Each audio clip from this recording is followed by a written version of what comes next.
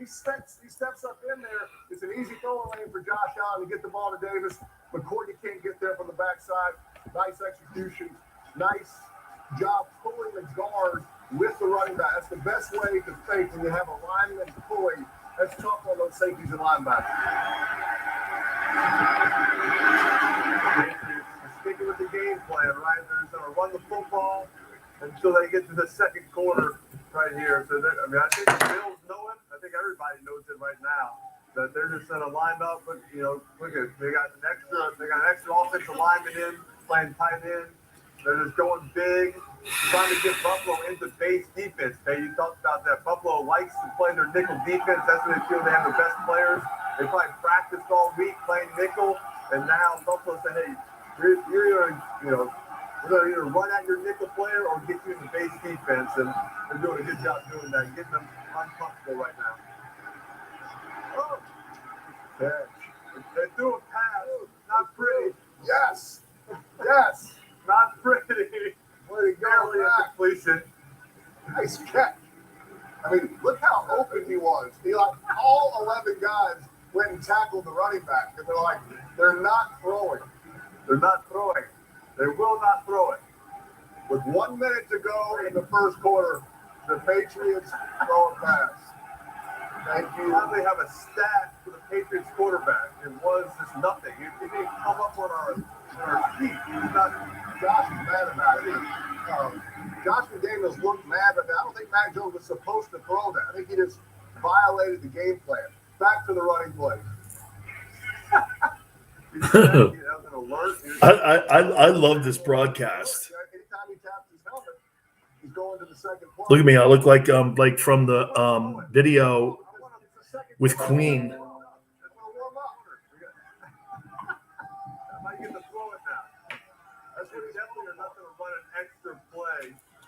Definitely not running an extra play in the first quarter. They're going to let the wind switch sides. All right, we got David Letterman going to join us in the second quarter.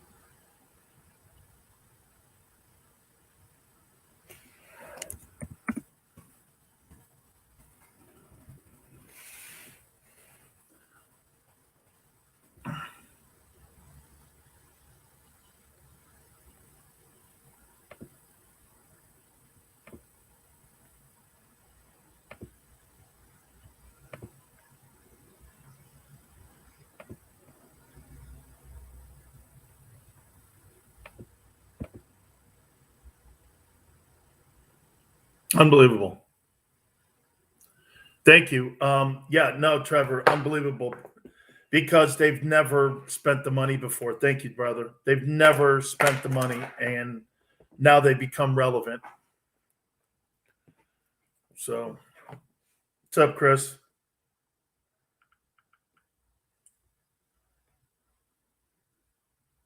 Doing?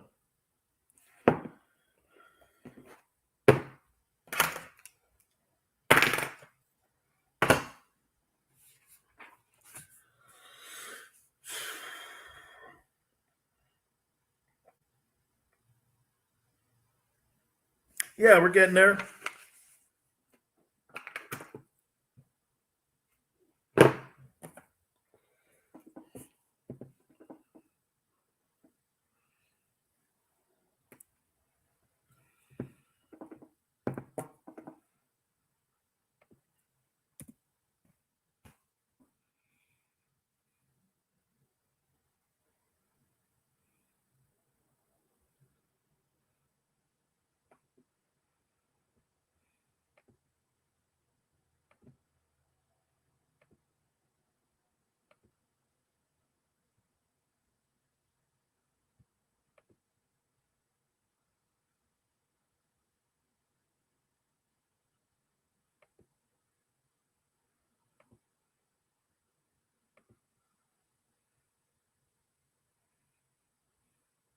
Or Eli Manning was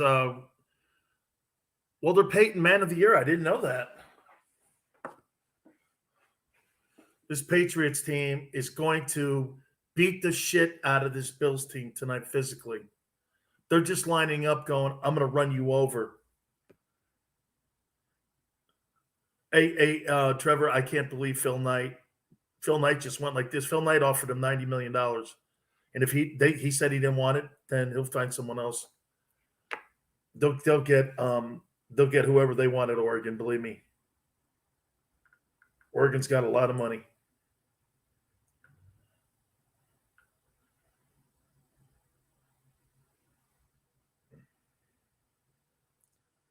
Plus, Mario went home because his mom's sick.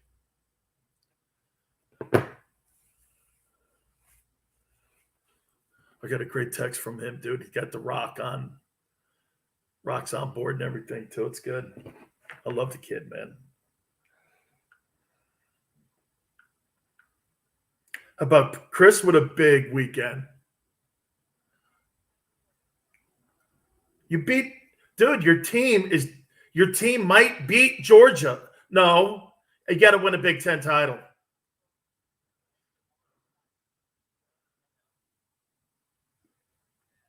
What do you mean?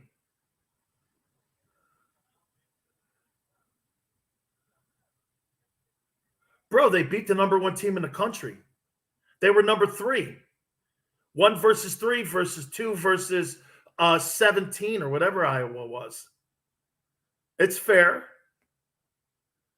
Well, I mean, Iowa was 17th. Georgia was number 1. Dude, I think Georgia's in trouble. I think Michigan can beat them. What fix? You got to play the game.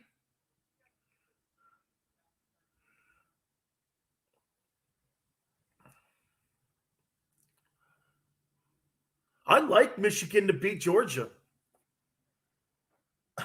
Dude, they got a football team. They're physical.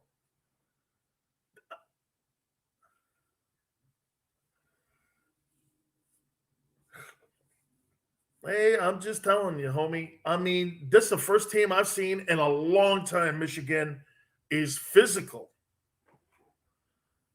They're good, dude. You know what? I would tell you this. Most of the time, the Big Ten teams outside of Ohio State ain't shit. But this team's good. You know what? Prior to that Iowa game and prior to Alabama taking it out on Georgia, I would have said that game would have been a 21-point spread, Michigan versus Georgia. Now, 7 points. That sounds about right. It actually might be too high.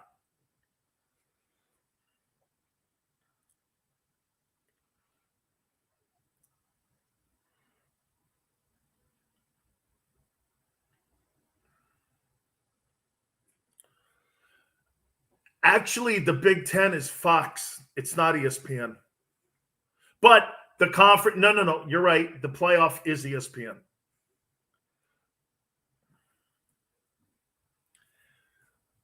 And ACC, yes. Yes, Pac-12 and Big Ten are Fox. That's why Joe Klatt's constantly pimping those two. And Big 12.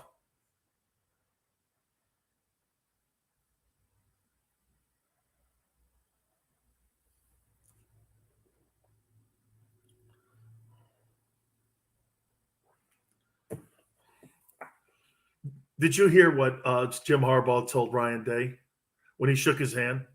He goes like this to him. Hey, now you know what it's like to be fucked over by refs. Congratulations on a great year.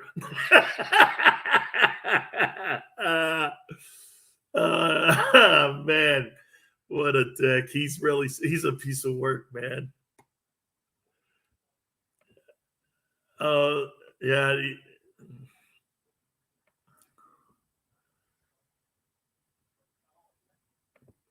But don't you remember when he beat and he ran up the score on Pete Carroll?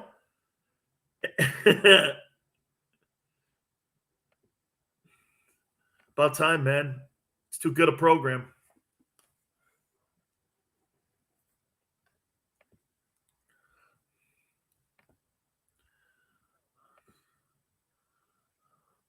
No way. It'll be Alabama. It'll be Alabama, Michigan, or Georgia. That's exactly what they want. And in my opinion, they want Michigan in it. No, absolutely do not want that.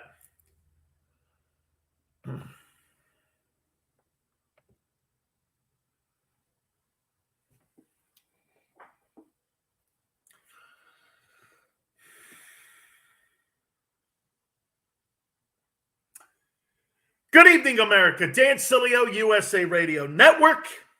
Hope all had a great weekend. Wow. What an American weekend. Saturday, conference championship.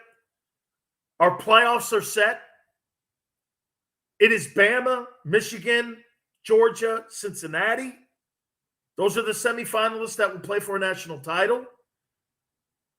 The NFL on Sunday was spectacular. We're starting to find out which teams are the true contenders, which teams are the pretenders. We also have some baseball news. By the way, may I please say this, and I know it's a football Monday. So Bonds doesn't make it to your Hall of Fame. I'm sorry for laughing. You've got the dumbest Hall of Fame in American sports history. The dumbest. When you keep a guy like that, Curt Schilling, Roger Clemens out of your Hall of Fame, you're dumb. People have no respect for your opinion. Well, we're guarding the sanctity of. No, you're not. You're making your vote relevant, is what you're doing. No one on the planet asked you for a morality class on what's right and wrong. You were asked to do a simple task. You know what that was? Give us what you think that player's career was. Hall of Fame or not. Not his political beliefs. Not some of the things that could have derailed an opinion on a personality of a player. Morality on taking juice or not taking juice. Did it influence the numbers? You're not a doctor. You can't definitively say that. You cannot. It's a guess that it did. Well, the juice, it makes the guy stronger and faster. Oh, I see. Did it make his eyesight better too? When Bonds hit 371? Why don't they give it to blind people? I mean, when people would, I saw that and I was like, so Bonds isn't in the Hall of Fame. Okay. Such hypocrites and such ridiculous notions that your vote means that much. It's such a useless Hall of Fame now. Ugh. I will talk more about that. Can I please say this to you? I love the phrase rat poison. That's what Nick Saban uses when he's talking about the media. You guys are rat poison. I'm sorry that I'm even in that conversation because I am in it. I've been in it for 30 some odd years. But he's right. It's rat poison because this is what they were saying prior to going into Saturday's SEC championship game. You know what they were doing? Wow, this Georgia team, finally, Alabama's going to get a taste of what they've been dishing out for all of these years. Finally, St. Nick is going down. His team, I said this on Friday, there's no way Alabama loses. You know why? We see it all the time, people that get put into a spotlight. What happens? You either excel or you fold your tent. Another example of young kids. They had a 10-point lead on Alabama, too. Alabama put 41 on supposedly the greatest defense in the history of college football. I kept saying it the whole time. Really? Okay. Well, let's go play 60. St. Nick beat the piss out of them. It's classic football.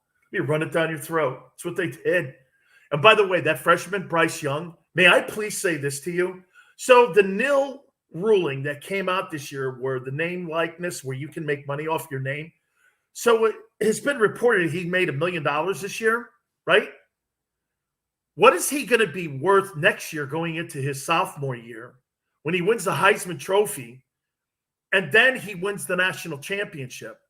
$3 million? Do you know that Bryce Young, by the time he leaves Alabama, he could put $10 million in the bank before he even leaves college? $10 million. Wow. So he's going to win a Heisman. Can you imagine rolling into your sophomore year and you're making $2-3 million in endorsements? Man, hey, I got to tell you, that's just absolutely spectacular. It really is on what we see. Oh, and by the way, my alma mater got their man. It was a big story going around the country. How could a guy leave Phil Knight? Easy. Mario Cristobal ends up taking the University of Miami job. I was texting him the whole weekend, and he was like perplexed on what to do because nobody leaves Phil Knight Nike. And plus, over the last 20 years, Miami sucked. Plain and simple, sucked. Plain and simple. You know what's funny? All of a sudden now they're pumping money into the program. Where you been for 20 years? Where have you been? You allowed the program to decay. You were not putting money into the facilities. You know what people were telling me too on Twitter at Dan Salio Show? Have you been on campus lately? So what are you telling me? Watch this. I'll do it for you. Bank. What, you upgraded your facility so now you're average? Have you ever been to Michigan? Have you ever been to Ohio State and seen those facilities? It's night and day. It's world class. Same thing in Oregon. So Miami steps up and gives them $80 million over 10 years. You've now made the program relevant again. Here's what was promised.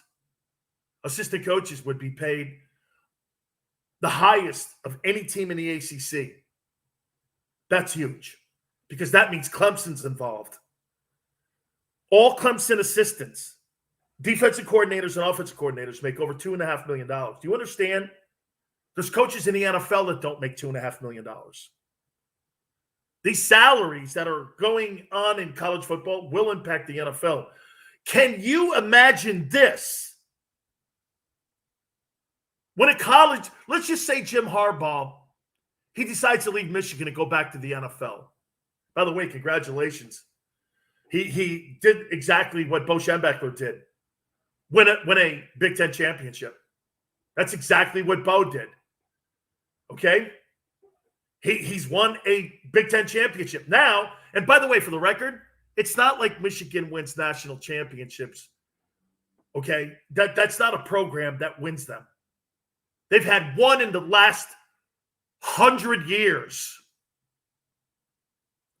So they're a Big Ten title team. It's okay.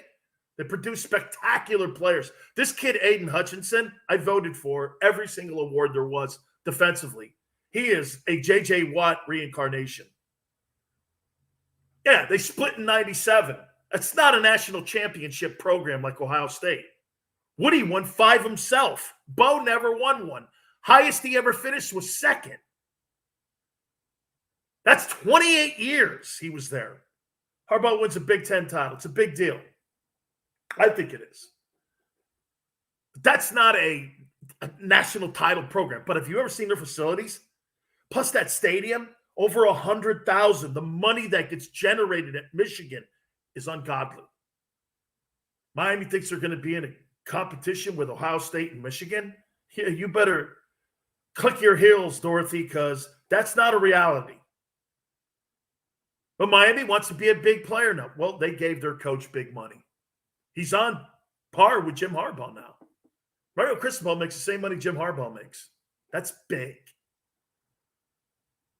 The money now going around, look at Lincoln Riley, $113 million. Brian Kelly at LSU, $95 million over 10 years. Crazy money. And don't ever come to me and ever say this. Well, college kids shouldn't be paid or any compensation given to the kids. How can you make professional money and pay the kids in sneakers and T-shirts and bowl garb and think that that's justice?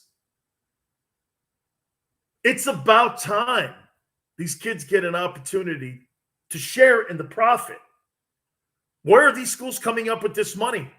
You know, it's funny. Chris O said something to me, and he's pretty right. Television networks and shoe companies run college sports now. That's where the cash comes from. Miami has no attendance. Zero attendance. They're getting their money from TV. They're getting their money from the shoe contracts. Adidas. That's their title sponsor. James Franklin just signed a $10 million contract to stay at Penn State. All from shoe and television deals. Chris O said it, though. He goes, hey, man, networks got what they wanted. Oh, my God. Why do you think there's a committee? If you truly wanted the best teams in the national championship game, you'd have a 12-team playoff. You would let teams go out. And by the way, just because you have 2 losses shouldn't mean that you shouldn't have an opportunity to play for a national title. Thank God they don't do that in the NFL. How many times have we seen teams that were 10-6 in the past? That Giants team that ended up beating the undefeated Tom Brady team was 10-6. May have been 9-7. And they beat that team in the Super Bowl. Okay, so at the end of the day, it's not about your record. See, I look at Cincinnati and I say this to you. Okay, Cincinnati, who'd they play this year? Notre Dame. Notre Dame was good.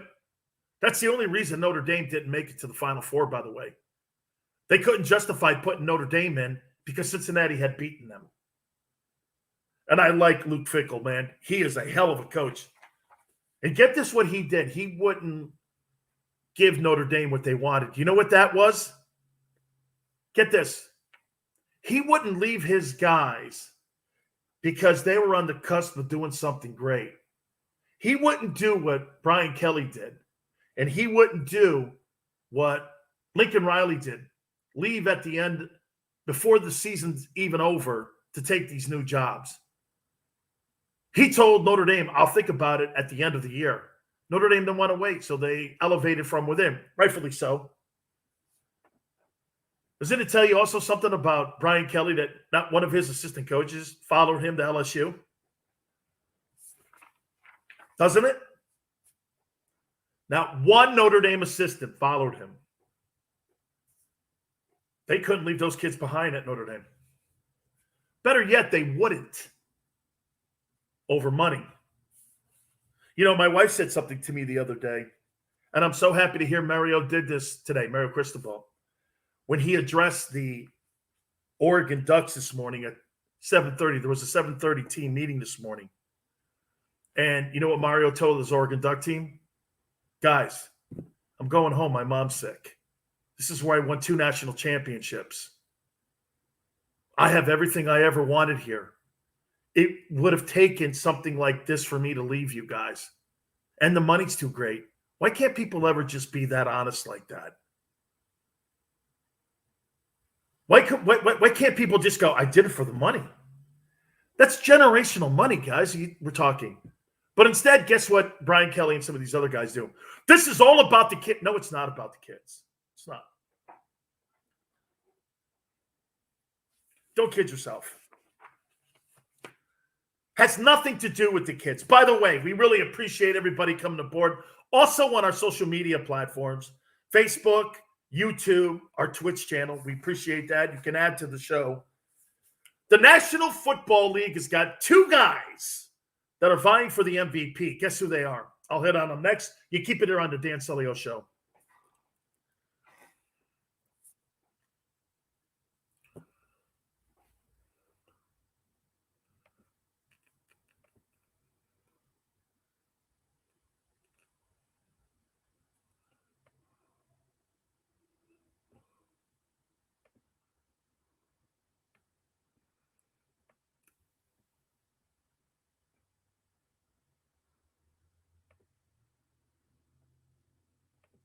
Why'd they fire Joe Brady?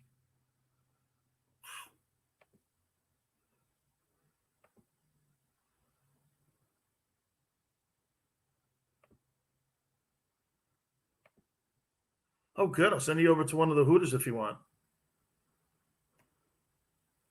All right. They're great. Great service too, man. I mean, the whole thing. I love the place. I'll set you up. Trev, I don't think they sell the grouper sandwiches anymore, but they were spectacular. They were $11 sandwiches because the fish just got too expensive and they stopped.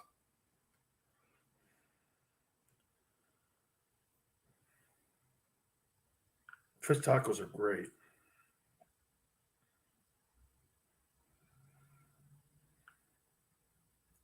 Forget about it.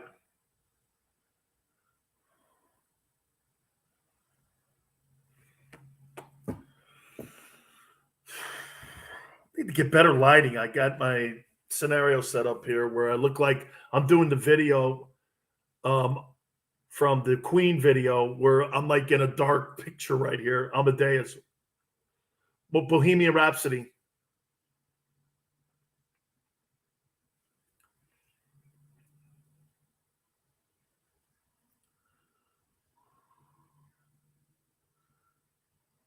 Yeah.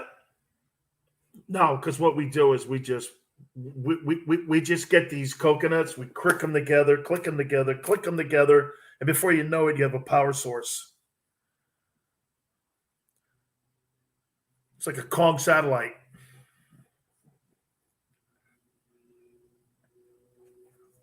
Had to actually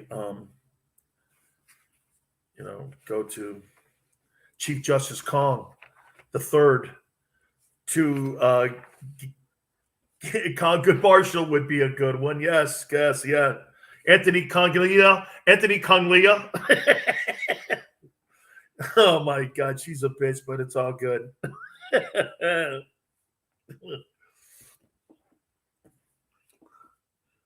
Yeah, but that one guy, that Kong Warren, no man, he was a tool. He had the single Kong theory. E622 is a fraud. Monkey brains. What?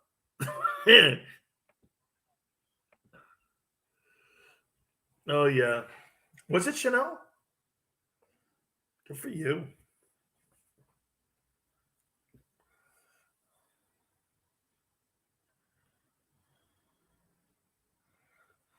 Ugh.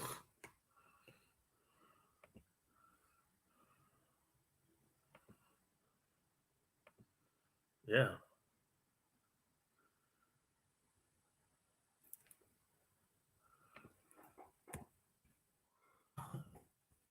Oh, no, of course not.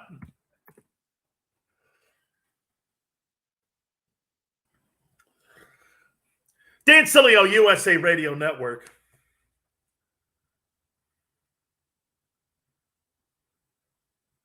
I was just asked a question on one of my social media platforms. That a boy 26 goes, did you play with Mario? No, but I helped recruit him, and I played with his brother, Lewis. Big family in South Florida. You have to understand something about the dynamic of South Florida. He's a Cuban. His family is Cuban, and they came over on, some of them on the Mario boat lift. And then some of them also came over because of the Bay of Pigs. And in that community, South Florida, man, the Cuban community is that's very political.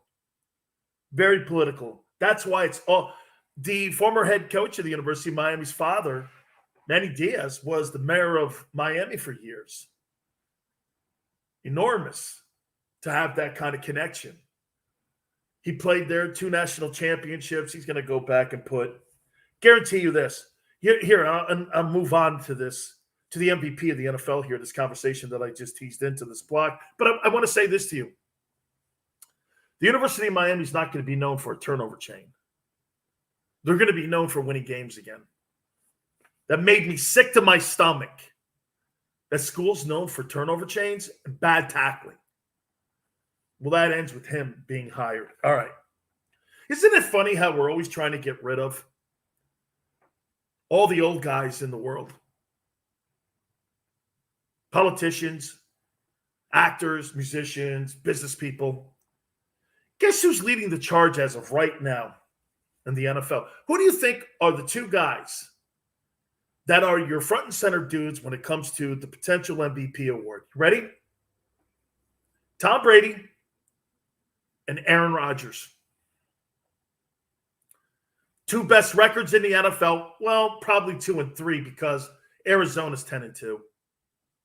And the reason Kyler Murray's not going to be in the conversation, he's missed too many ball games. Brady's number 1 in touchdown passes. Brady's number 1 in yardage. Brady's number 1 in completion percentage. This guy here is 44 years of age, and Aaron Rodgers is 38. Two dudes, 38 and 44, are your best players in the league. Someone threw Jonathan Taylor out. Jonathan Taylor's had a great year. A fantastic year with the Colts. Has really carried that Colts team in the renaissance of them being able to turn it around after a tough start at the beginning of the season. But Tom Brady and Aaron Rodgers, there they are. Brady may win another MVP award at the age of 44. How is that possible? You know, I've decided to do this. I'm never in a million years ever going to compare anybody or put Brady in a conversation ever again, because you know why? He's just an outlier. You know what I'm saying? He's just an outlier. You can't compare anything with that guy, can you? I mean, everything that he does it's just remarkable. Every time he steps on the field, there's a new record. I mean, most wins regular season, most wins postseason, most touchdown passes, most yardage thrown, most wins. I mean, it's sick. It's awesome. You'll never see anything like it again. Do you know Aaron Rodgers has played 17 years?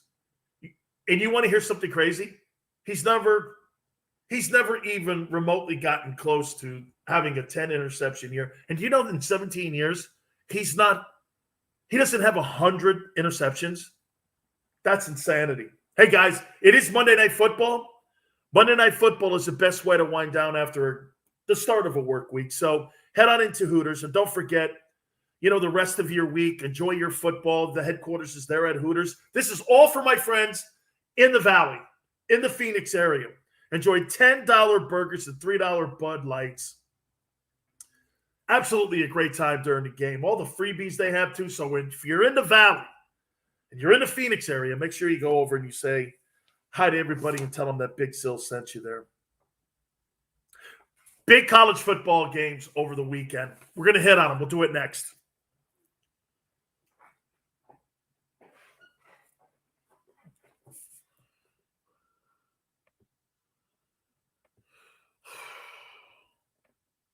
Nobody has Puma.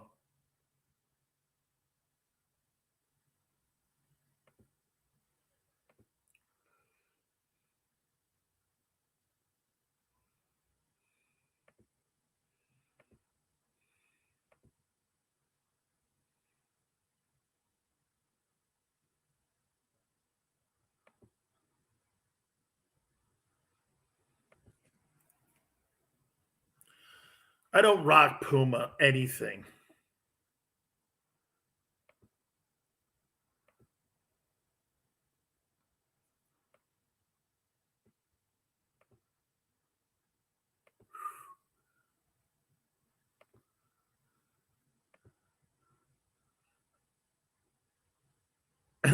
Trevor goes, Puma, what is this, NFL 2000?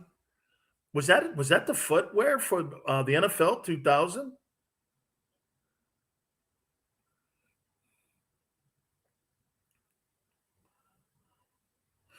I wore them in high school. I loved them. Oh, man. I wore Puma cleats for football, too. They were fantastic.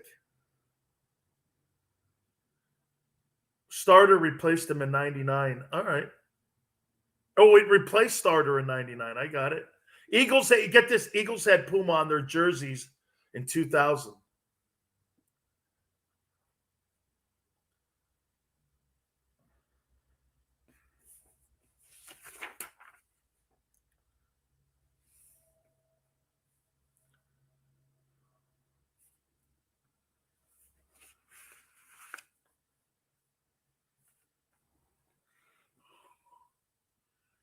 Ear, ear, ear.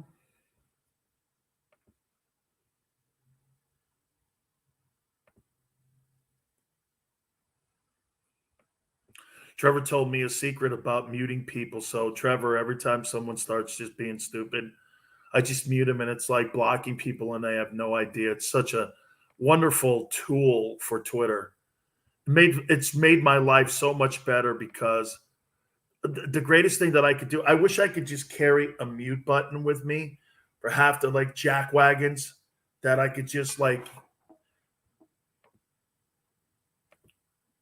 you know, you're just a lucky guy, man. It's okay, Junior. I am today, except for my heels again, but it's all good. Just got figured it out. I can't fix them. That's what it's gonna be. Yeah, today it's just the heels. Wow. It's bursitis, I believe.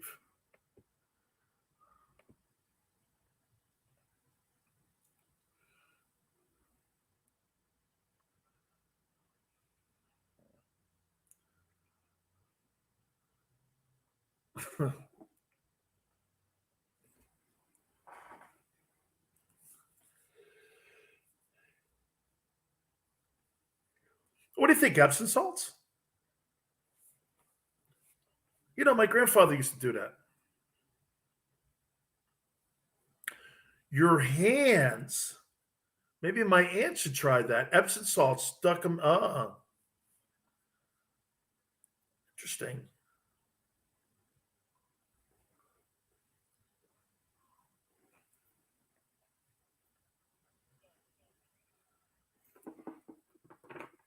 Her hands hurt her sometimes.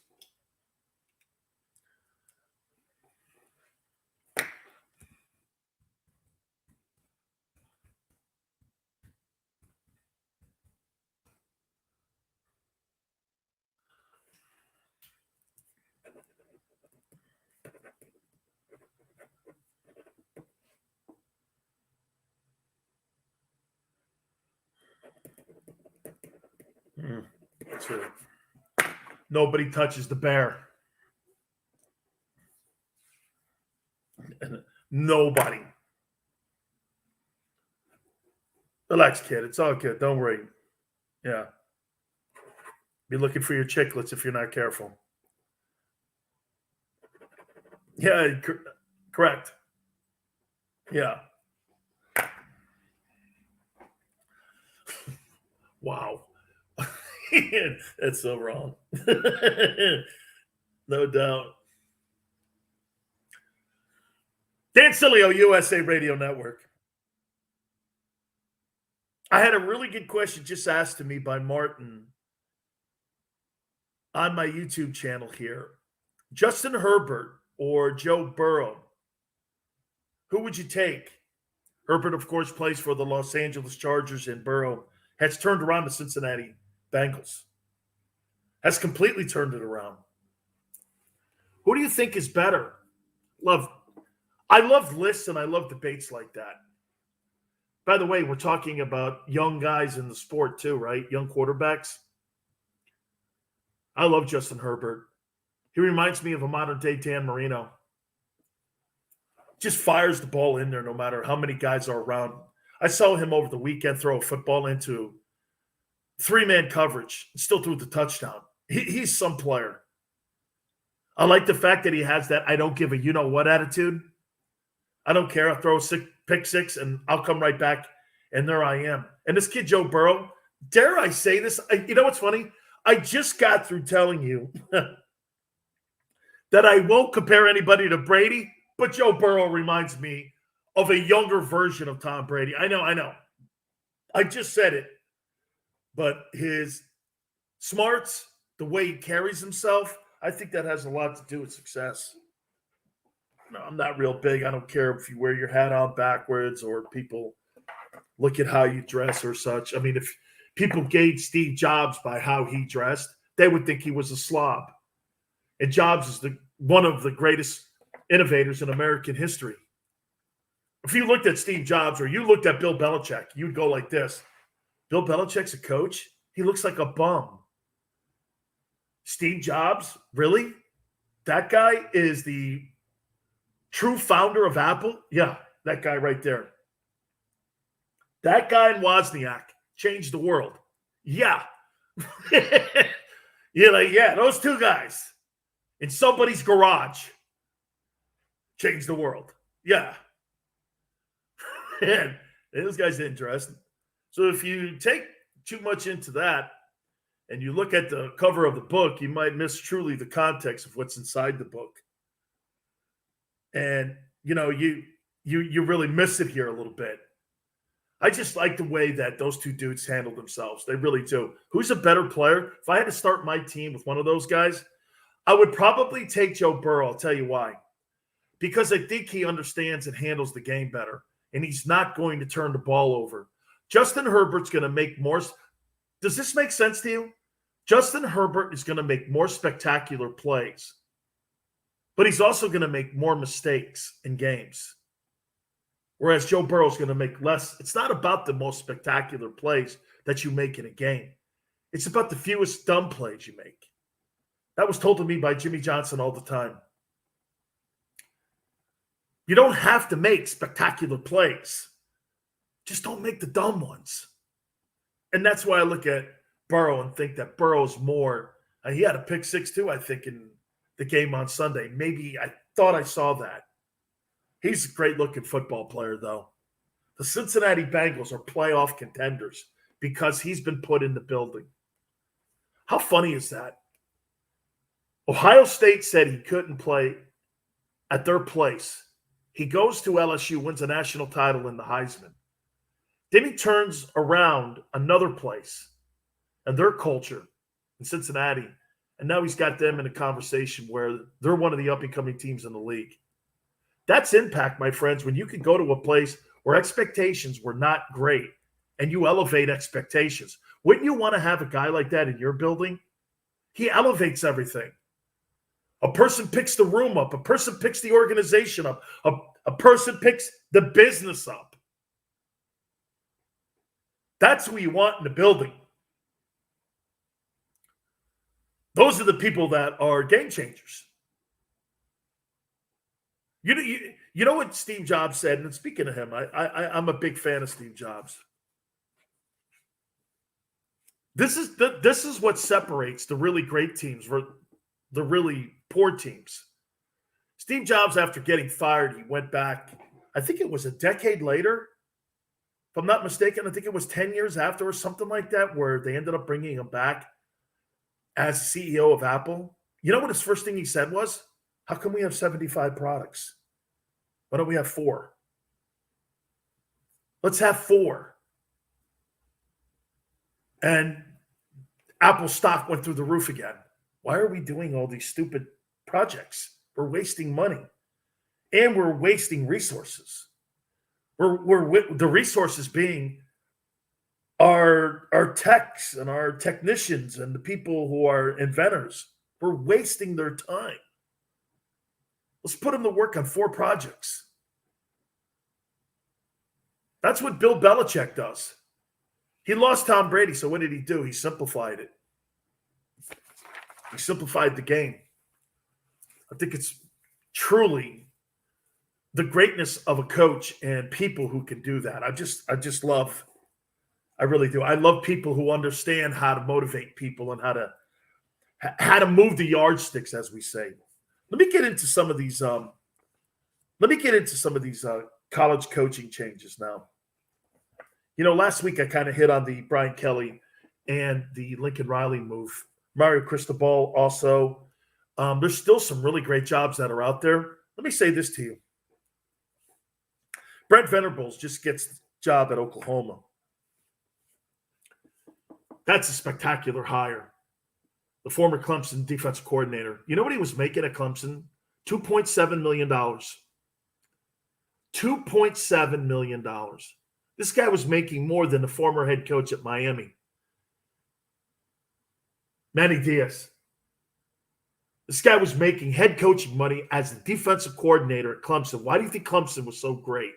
Why do you think Alabama's great? Their assistant coaches are paid handsomely, and they're some of the best in the country. You know, if you want to be good, you got to pay for people. You got to bring great people in. Oh, well, let me get a. Hey, sometimes you get lucky. You hire a guy, but he ain't going to stick around long because somebody's going to come in and swoop him up. That's exactly what's going on here. So Brent Venables gets the job. He's a defensive guru. He's probably the best DC in the country, and he's now the new Oklahoma head coach. You know, I was asked the question today, you know, if I thought that this was a great hire. I said, I think it's an upgrade from Lincoln Riley. Here's why, friends. When Oklahoma goes to the Southeastern Conference, they don't need offense. They've already got it. That's a football program that lost how to play defense. You're not going to go to the SEC and get your ass kicked on a weekly basis if you can't, and you're going to, if you can't play defense. So what did they do? They hired the best defensive guy they possibly could find to go in there and bring top defensive guys back into Norman. I'm going to make a prediction to you. Follow me here.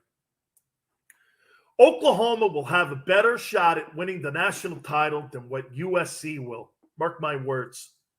You think Lincoln Riley is really going to, because he took the SC job, turn that job into being a top flight job because he's Lincoln Riley? What the hell did he ever win in Norman, Oklahoma? Every time that he got into the semifinals, those Oklahoma teams got boat raced because they couldn't play defense. Every time an SEC team faced them, they killed them. You can't play defense, you can't win. And that's exactly why they hired that guy.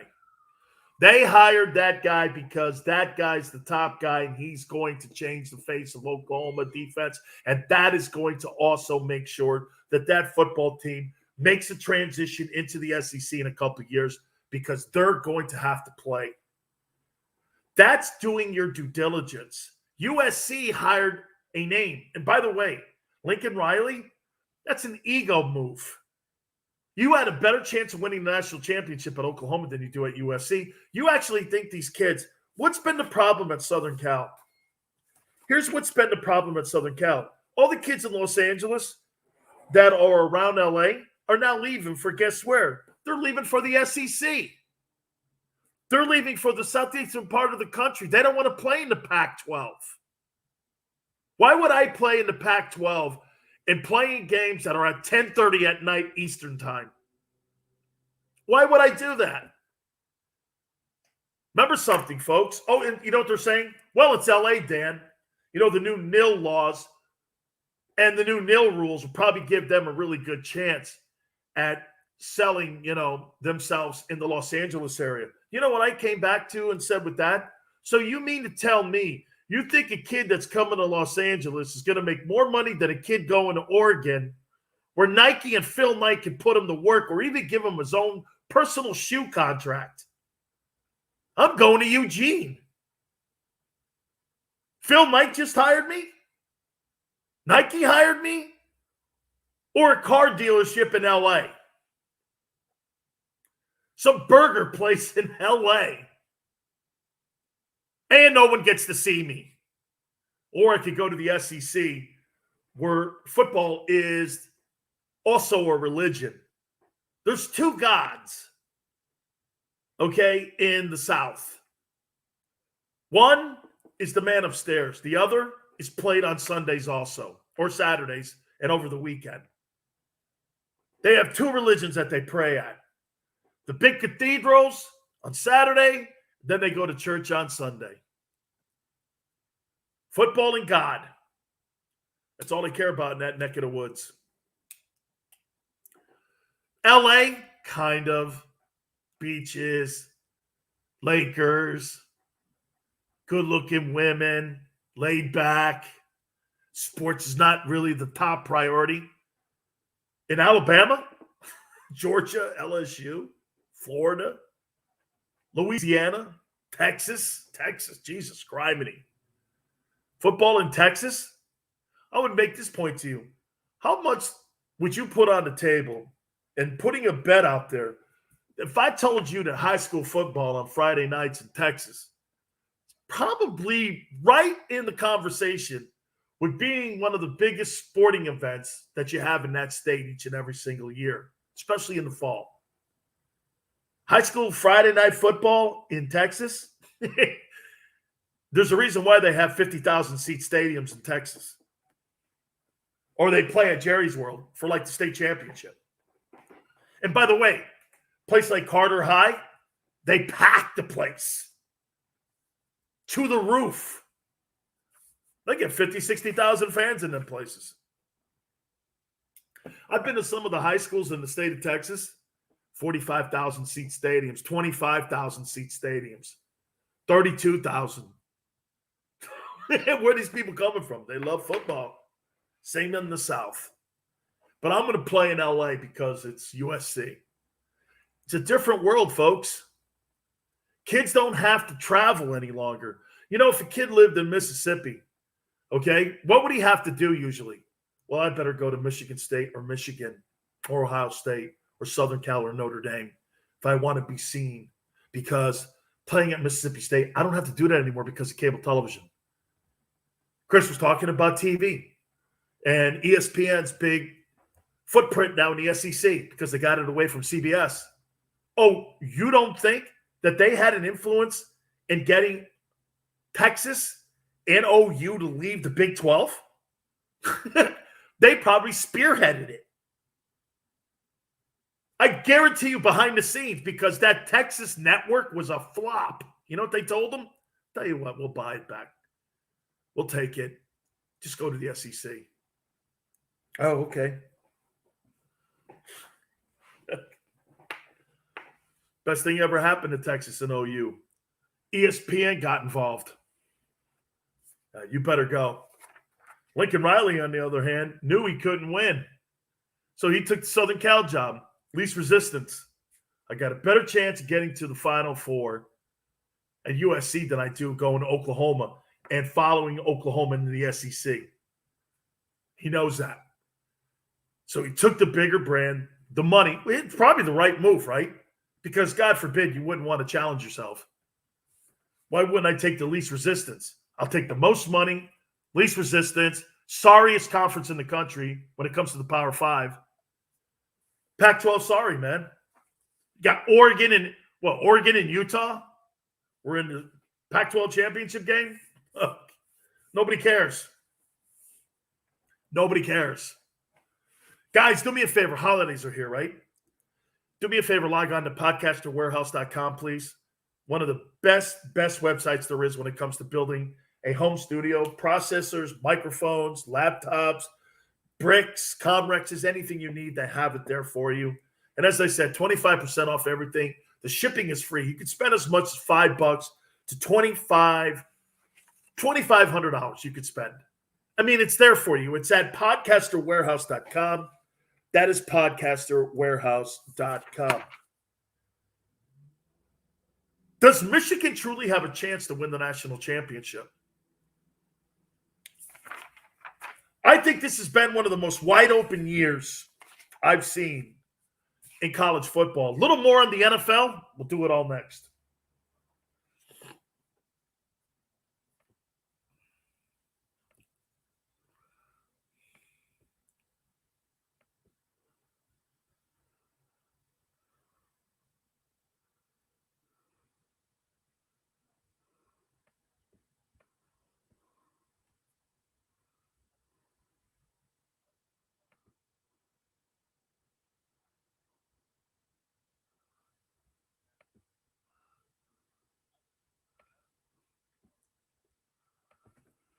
That one in Texas USC at the Rose Bowl was great. That was great. Yeah, we got jobbed in it too.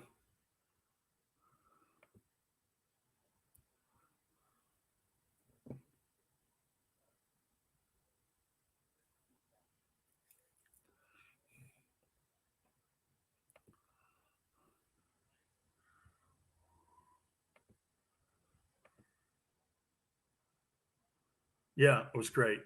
I love Jim Tressel too. I'm a big fan. You know, he's the president of Youngstown now.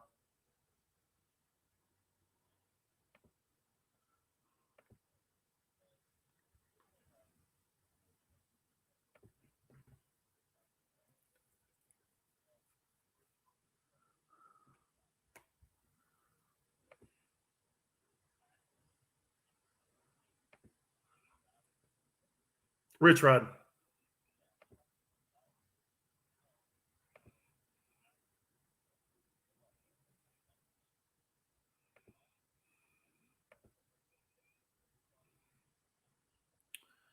Yeah, but that's why, Chris, that some of these guys, some of these games are not what it used to be because there's just not enough practice time any longer.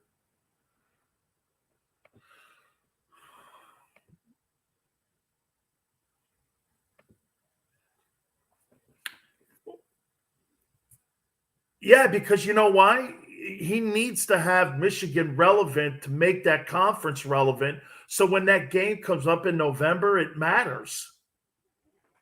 Who you can't have a rival if you're killing them for a decade. That's not a rival.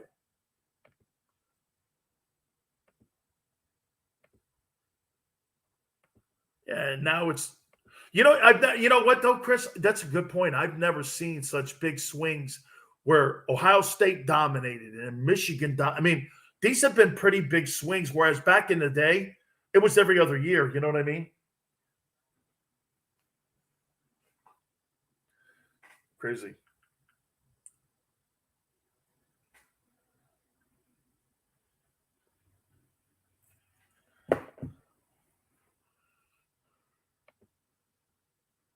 You guys been watching this Jesse Smollett case in Chicago?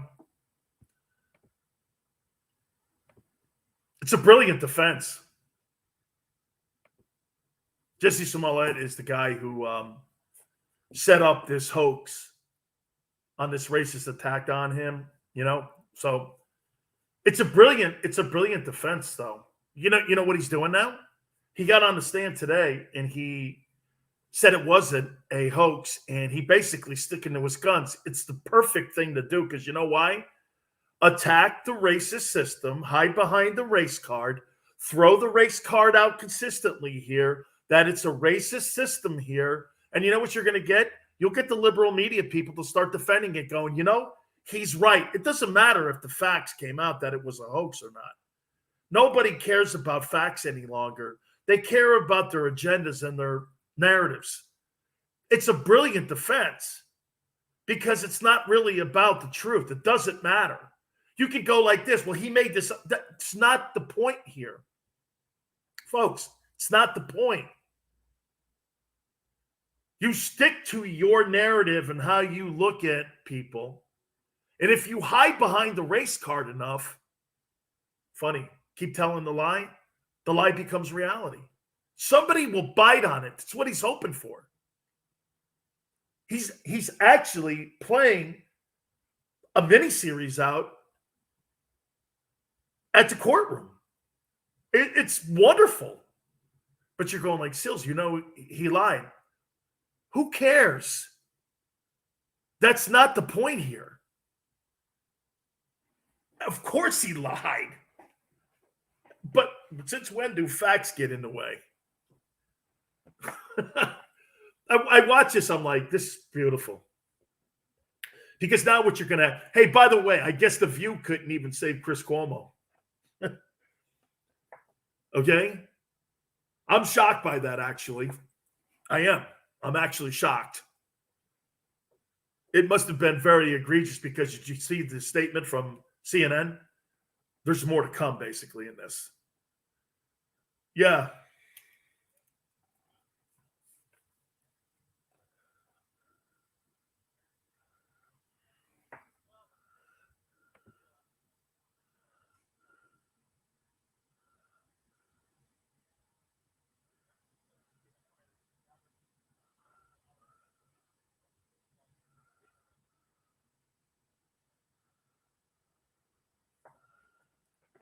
Didn't an ABC executive when he worked over at ABC, didn't she come forward and say that he was, how about this, a little handsy with her? And she came out and said something. So now people at CNN, see what you're going to get also too, they're going to eat him up at CNN and they're going to use him as a punchline there too, because they're going to want to distance themselves. But you see, Chris, you can't distance yourself when you've got Jeffrey Tobin in employment. You have no credibility on what you're doing to Chris Cuomo here. You have no credibility.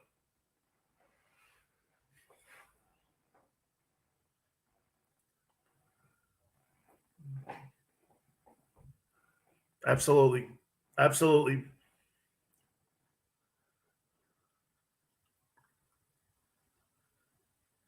Wow. Good luck. They fired him with cause. That's why.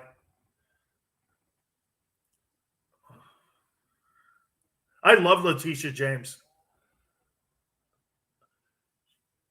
Oh, she's looking for pins, dude. She doesn't care who you are. She's looking to pin you on the mat. I mean, she clearly ran the older brother out of the governor's house. She clearly ran him out of there.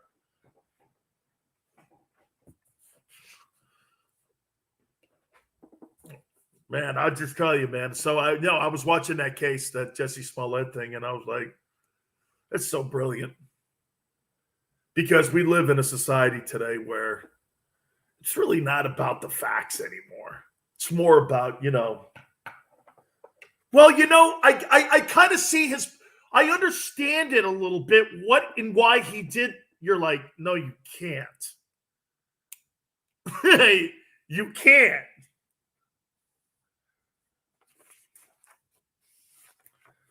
Well, my man Chris is a Michigan man, and he doesn't think they have a shot at the national title.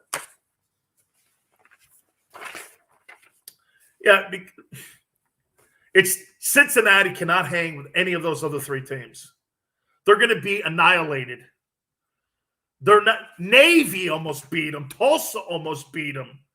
You think Alabama, Georgia, or Michigan is going to lose to that team? Chris, that didn't have a lot of conviction. All right. We'll take a look at the Sunday NFL games. We'll reset. You keep it right here on the Dan Sileo Show.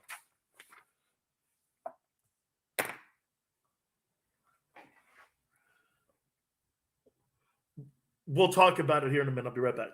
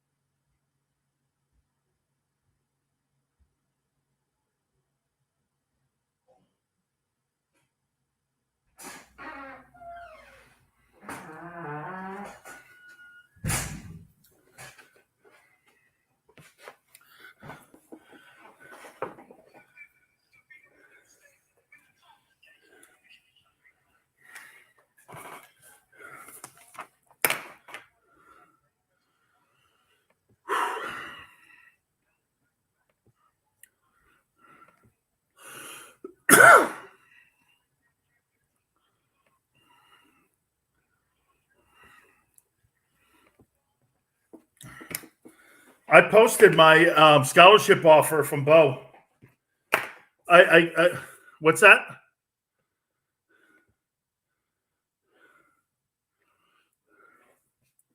I posted my scholarship offer from Bo. Saw my transcripts and said, I don't think so. He looked at me, he goes like this, you're just nothing but fucking lazy. And I went like this. I said, no, I just don't think much of school. And he's like, well, you can't come to Michigan then because the class loads. And I went, well, then, coach, I'll tell you what, I'm going to Ohio State. And he looked at me and he goes, he looked at me and he went like this. He goes, kid, I'll tell you what, we'll see. We'll see where you end up. And I said, hey, okay, fine. I did take my trip though. But guess what? That's after Woody got fired and they had to do it in Earl Bruce. I was like, this guy's a dick. Oh, he was a good, you know what? He turned out to be a better coach than I thought he was going to.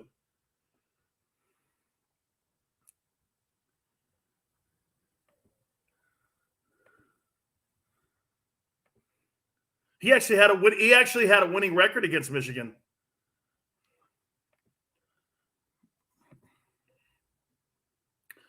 Yeah, Spielman played for him.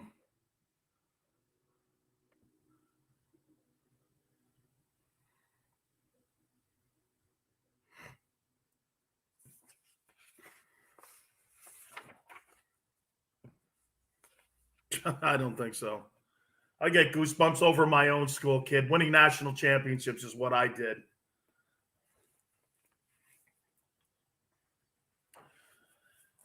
Dan Sileo, USA Radio Network. Hope all are having a great night. Hope all had a great weekend, too, by the way, on this Football Monday. And the Bills and Patriots are playing a pretty cold one.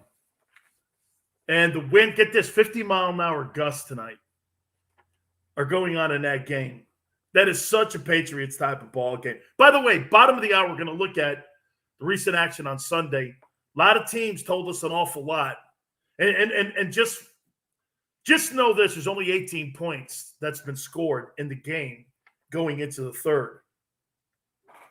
So 50-mile-an-hour gusting winds, that's Bill Belichick football at its best. Chris was just playing something for me. And it reminded me a little bit of the 10-year war. And I'll say this to you. That rivalry between Michigan and Ohio State when I was a kid was one of my favorite.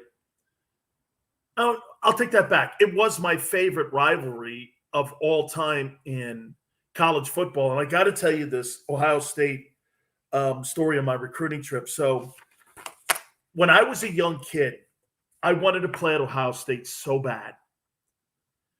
I mean, I was earmarked to go there. I'm wanting to go there. I think, if I'm not mistaken, it was my sophomore year in high school. I'm watching the Gator Bowl. My grandfather and I are on the floor. We're watching the game. We're watching. Woody punches this guy from Clemson in the chin. My grandfather goes, he'll never coach another down at Ohio State. I said, well, I'm not.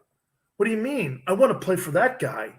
I had started getting some correspondence from Ohio State to go and play there. And I go, well, I want to play for the guy. Sure enough, the next day, I think it was 78, 9, like that. I think it was either the 78 or 79, like Gator Bowl. I was a young kid. And I'm like, sure enough, they fired him the next day. They hired this guy, Earl Bruce, to take over for him. He had been on Woody's staff. And I was like, man, you're kidding me. I mean, hey, by the way, in that war, too, Miami of Ohio, when Woody coached that team, Bo was on his coaching staff there and was also on his coaching staff when he was at Ohio State. He's actually got one of those little gold pair of pants as an Ohio State assistant coach. So I'm getting recruited, and all of a sudden I get a call from Earl Bruce, and he goes, hey, you're going into your junior year. you still want to come to Ohio State? And I'm like, man, I really wanted to play for Woody, coach. I no disrespect, and I kind of started getting cards from him. He wanted me to play linebacker for him, which if you played linebacker for Woody Hayes, dude, you were like one of his star players or prospects, and I thought that was a big deal. So then all of a sudden, Earl hangs up. I get a call. Hey, Dan, this is Woody Hayes from Ohio State. And I'm like, my grandfather goes, there's a guy with a lisp on the phone. And I went like this. I go, where's he say he's from? He goes, he says he's from Ohio State. I go, Dad, that's Woody. I get the phone and I go, Coach. He's like, hey, this is Woody. How you doing, Dan? I've been sending you some stuff, and unfortunate situations, but I'm around the program. I'm inside coach's office all the time, and I'm one of the assistant athletic directors. I'll be around. I want you to come take a visit. And I'm going like, man, this guy's got a weird lisp.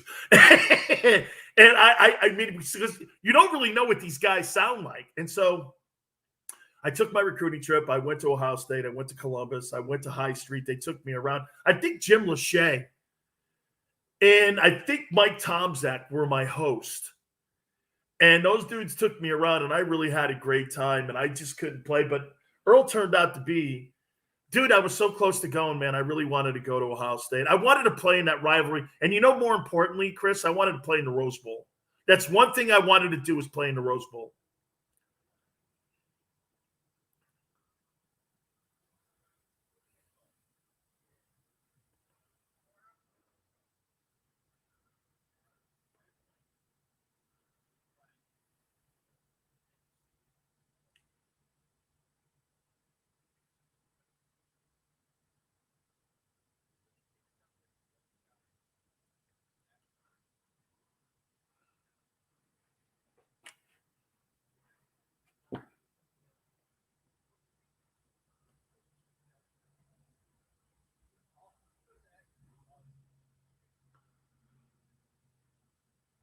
Well, I think it's easy, Chris. We just saw it on display the last week. Brian Kelly was not loyal to Notre Dame. Brian Kelly was loyal to Brian Kelly. Lincoln Riley was loyal to Lincoln Riley, not Oklahoma. And as a matter of fact, I would have to say this. The guy who showed you the old school stuff was Mario Cristobal leaving Phil Knight in Oregon and all those unbelievable facilities because he wanted to go back home. He wanted to go back where he played. And I think it all has to do with the love of where you are, what you're doing. Woody Hayes, when he got to remember something with Woody, the history of Woody when he got to Ohio State. When he first got there, dude, they were not happy with the results that were happening early on. He was getting killed. And finally, he ends up beating Michigan. And then after that, he would rip off and reel off 5 national championships. Bo getting there too. Boy, people were like this. Bo got into the Michigan locker rooms, and he was looking around. The facilities were awful. There were hooks where players put their gear and their helmets on instead of true lockers. He started putting all these sayings up. Whoever stays here will be a champion. That sign is still in the Michigan locker room to this day. The same one that Tom Brady saw, the same one that all those fabulous football players that have gone through that football program have gone through. I mean, dude, Chris, really? I could do 150 years of it. I mean, really, we could sit here all day. We could sit here all day doing that. I mean, but the point is that those type of players played for those coaches because those coaches loved those schools. Woody's an Ohio State guy, and Bo was a complete, like when I think of Brian Kelly, watch this. Brian Kelly has the most wins in Notre Dame history. But once again, I said it last week, Brian Kelly reminds me of the sauce without the chip. This guy here won the most games, and get this, he didn't win a national title. Do you think he's really going to be revered for a guy who won, what is he, the Marty Schottenheimer of Notre Dame? He didn't win anything? Well, that's really great. Brian Kelly's the Marty Schottenheimer of Notre Dame. Yeah, but remember one thing and I agree, but here's the one.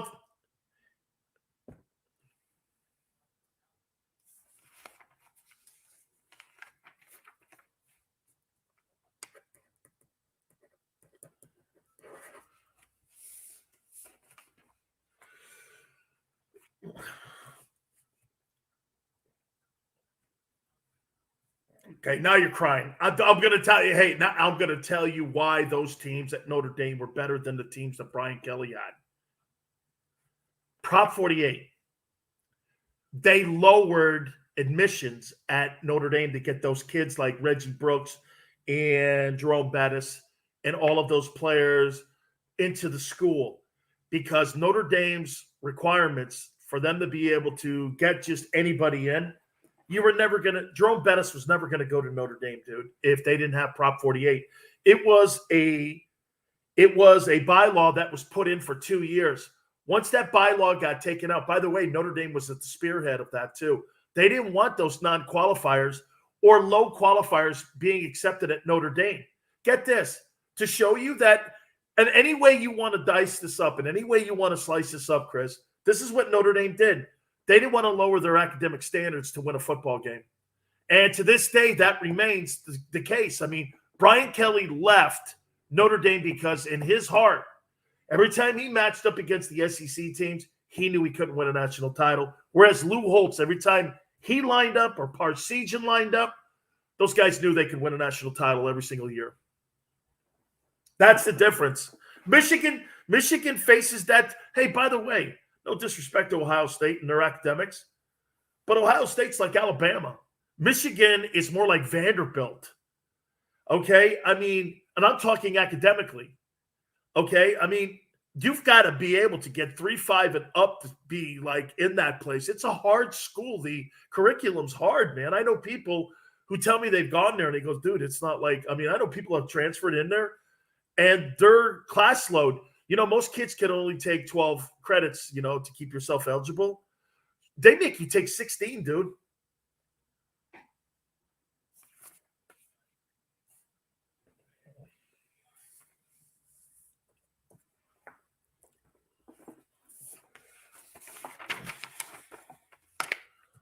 Go figure that. No, absolutely, man. So absolutely. So again, let me throw this at you guys out here now. So this weekend, the Final Four teams were selected. They are Alabama, Michigan, Georgia, and they are Cincinnati.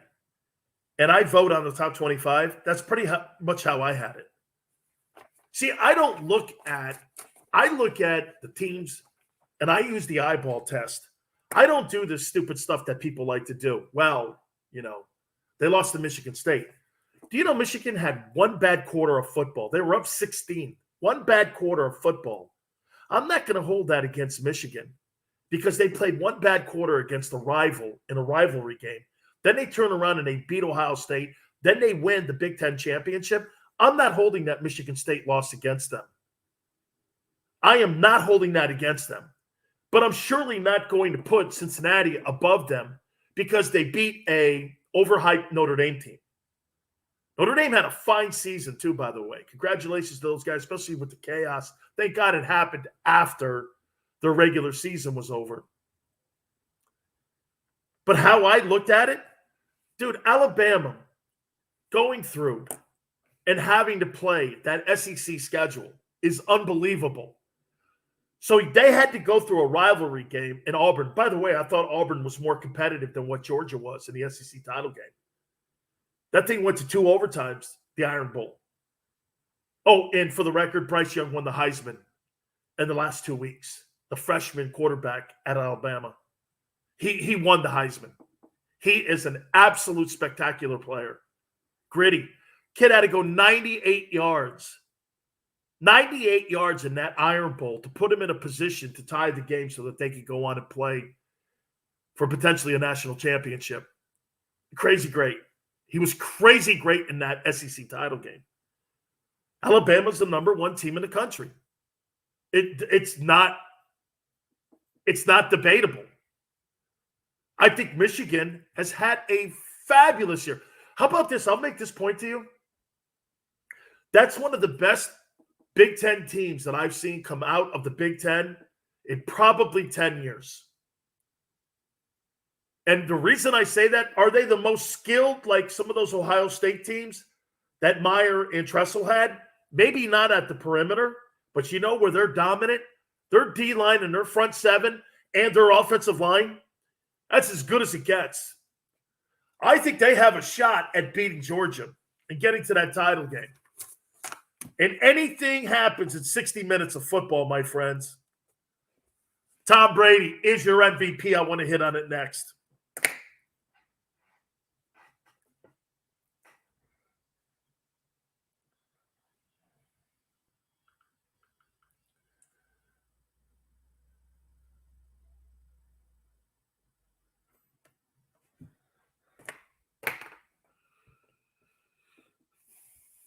No. Dude, Mike Tomczak played at Ohio State. Are you crazy?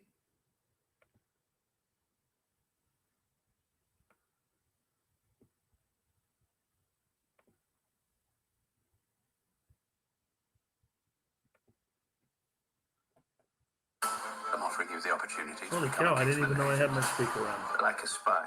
Of sorts. I didn't even know I had my speaker. Oh, good, dude. Yeah, I didn't know that. I know he played for the Bears forever. Maybe that's why when he was in Detroit, maybe because he was in Michigan with the Lions. Is he from Michigan? Okay.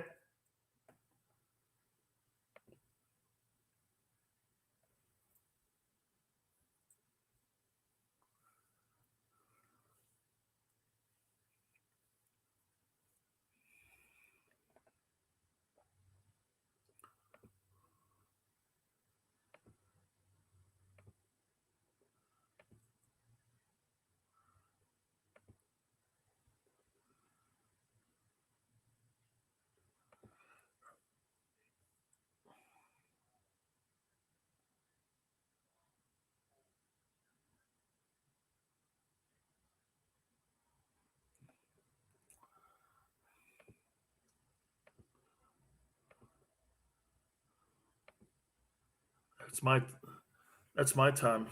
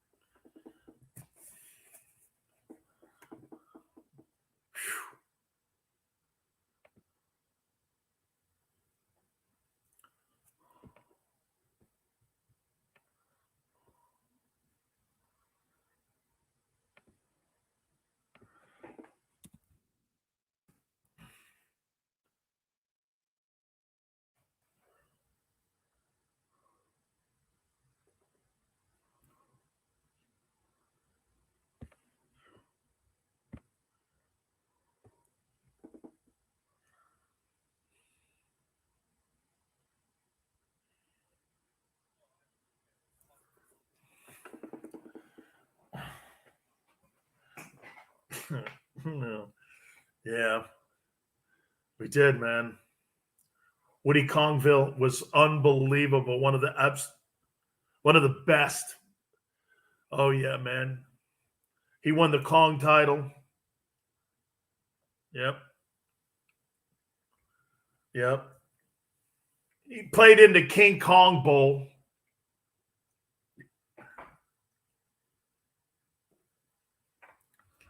Of course. Kong and see him. Oh yeah. Oh, Kong per view, man. Huge. You could see that shit from the moon. Actually, we're the ones that spotted Snoopy out there floating around out there. Did you know that lunar module is still out there circling the sun? It's named Snoopy.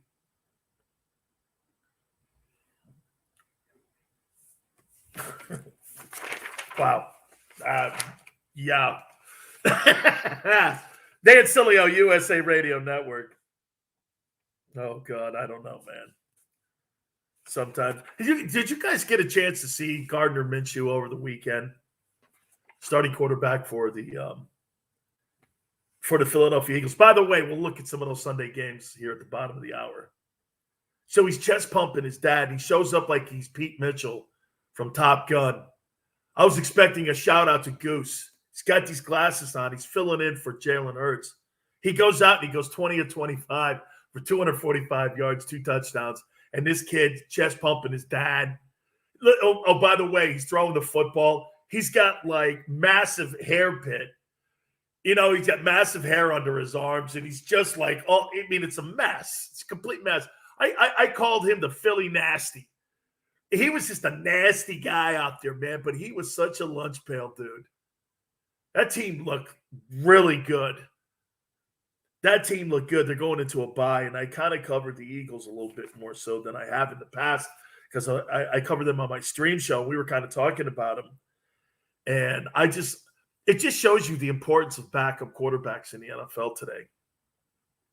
Cowboys won a game with a backup quarterback. The importance of having that guy on your team today, because now there's 17 of those ball games, guys. You need to have a reliable guy that you could just plug in there on emergency needs. That's why these guys like Ryan Fitzpatrick. You know, Ryan Fitzpatrick's carved out a 17-year career, 9 different teams. You know, he's got more passing yards than Terry Bradshaw, Phil Simms, and I believe Troy Aikman. Those guys are all Hall of Famers. He's got more passing yards. Ryan Fitzpatrick. Yeah, the kid from Harvard who looks like Conor McGregor with the beard. That guy has carved out a career like that. And you're like, what? 17 years he's played. He's in Washington. He's been banged up a little bit this year. Oh, how about Riverboat Ron? We'll talk about it here in a minute. His football team's back to 500. What a tremendous coach. Remember what I told you all the time, guys, about certain coaches that can motivate, get people to do things, believe in blind faith? That's what truly makes a wonderful coach. That's what truly makes a wonderful environment, is when guys buy into that. You know, let me slip over to this real quick here. So Tom Brady, again, number 1 in touchdown, number 1 in passing yards. You know, there's a chance he might throw for 6,000 yards this year, become the first quarterback in pro football history to throw for 6,000 yards. How could a guy be doing this at 44? Can you name me another athlete in American sports history that has succeeded like this, that had such a lengthy career? Jabbar? Kareem was good into his 20s, but I mean, I think he was 42 when he left the Lakers in his last championship run. Boxing, George Foreman. Is that the comparison? George Foreman winning the heavyweight championship at 44? And Tom Brady winning all these championships and being considered the best.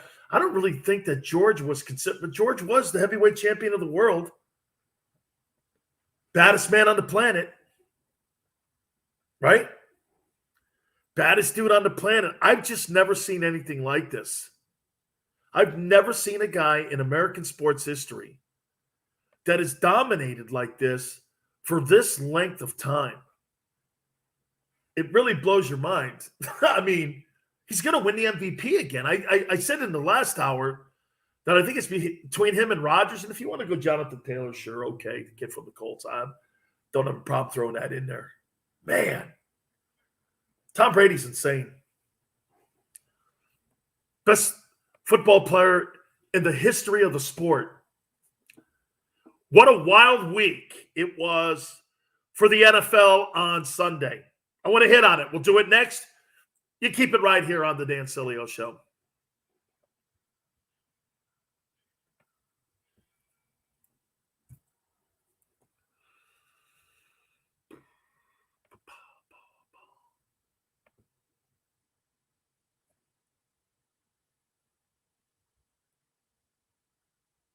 There's no way he makes this.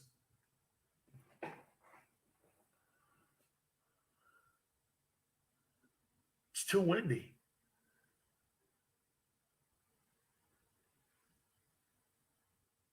He made it.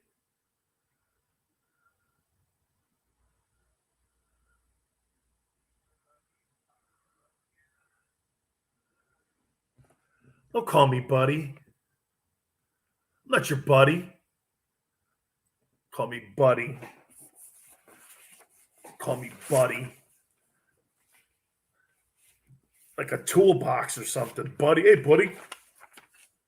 Hey, buddy. How you doing? No problem. Yeah, great.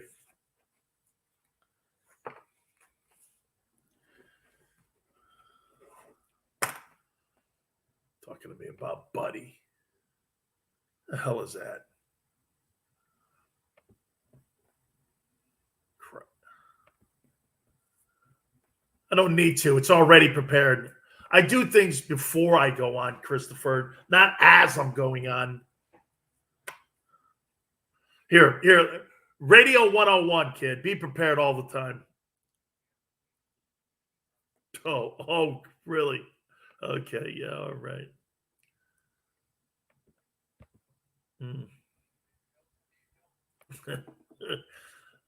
No, I can't think of anything that would be something that I would need. No.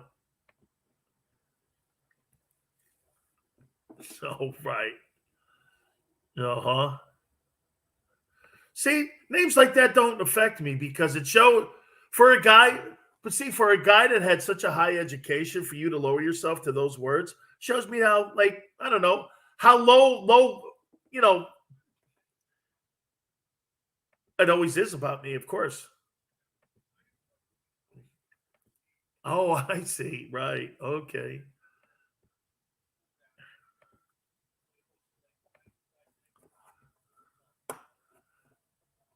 You mean the 5-time national champion, University of Miami?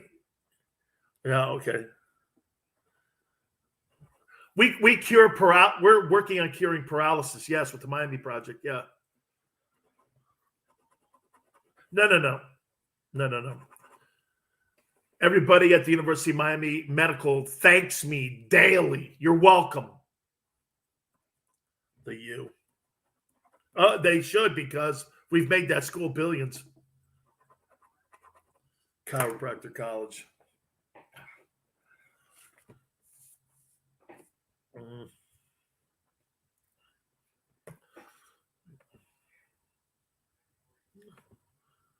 But see the difference, yeah, because the difference is, yeah, I don't care though.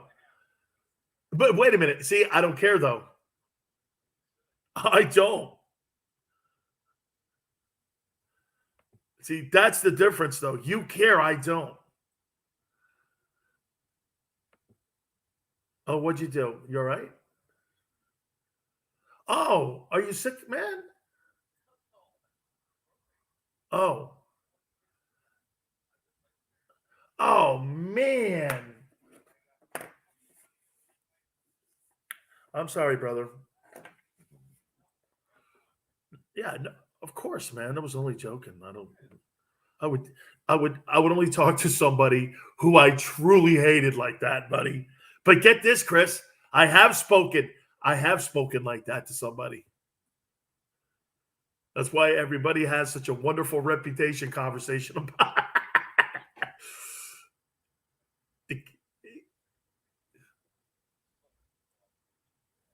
it.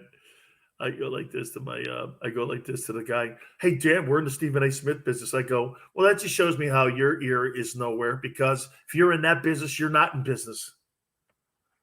No.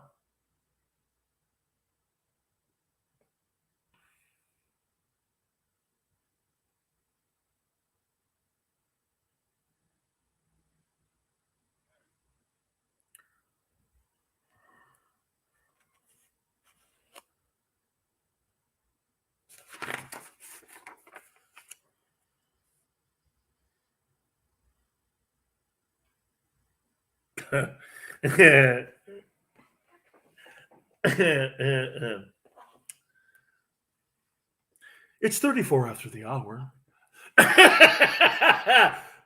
My boss needed a time check. Hang on. My cousin was run over by a train last night. Wait a minute. It's now 34 after the hour. Blood everywhere. I thought I was watching the Zapruder film. Too soon? Too soon? Too soon? Oh, but it's 35 after the hour. Yeah. Yeah. Yeah, we have like, wait a minute, we have like 3 gift certificates to give away at the next Krispy Kreme. And it's now 35 after the hour.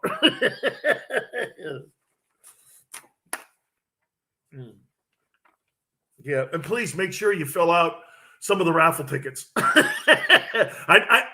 I need to get 25 raffle tickets signed. Could you please come out? Bring your friends too, okay? And make sure you step on the rug because I need a count.